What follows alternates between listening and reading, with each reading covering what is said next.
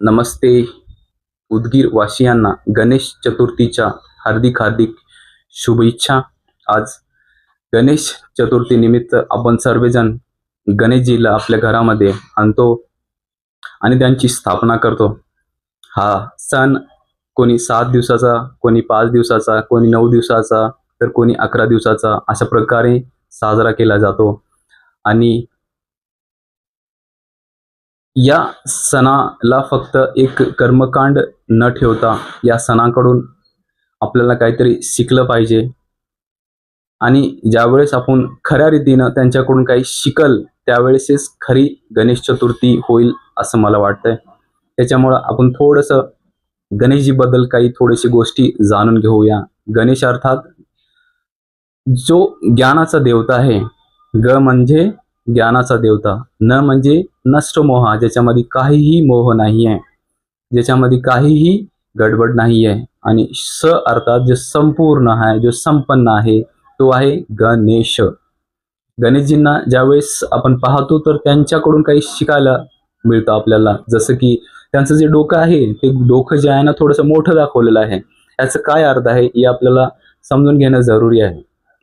गणेशजीचं जे डोकं मोठं दाखवलेलं आहे याचा हे अर्थ आहे की गणेशजी हे बुद्धीनं खूप मोठे आहेत, खूप विशाल आहेत। अर्थातच त्यांच्यामध्ये ज्ञान खूपच आहे, म्हणूनच त्यांना ज्ञानाचे देवता म्हणलं जातं।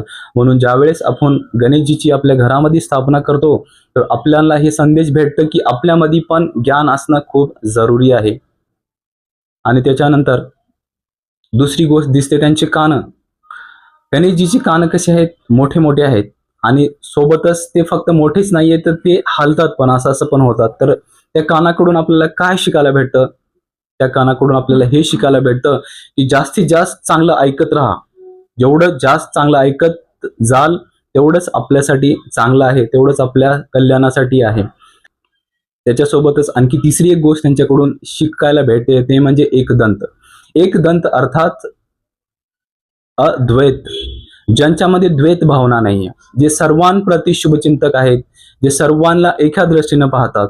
तो कोणीही असो, तो स्त्री असो, तो पुरुष असो, तो हिंदू असो, तो मुसलमान असो, ख्रिश्चन असो, कोणीही असो, त्यांच्या दृष्टीमध्ये सगळेजण सेम आहेत, म्हणूनच त्यांना एकदंत म्हणलं गेलेलं आहे। आणि आपल्याला त्यांच्याकडून हे गोष्ट शिकणं आवश्यक आहे। ते सर्वांना एका दृष्टीने पाहतात, एका नजरेने पाहतात, आणि आपल्याला पण हे त्यांच्याकडून शिक्षा भेटते की आपली बी दृष्टी सगळ्यांप्रती शुभचिंतक आणि चांगली असणं जरुरी आहे।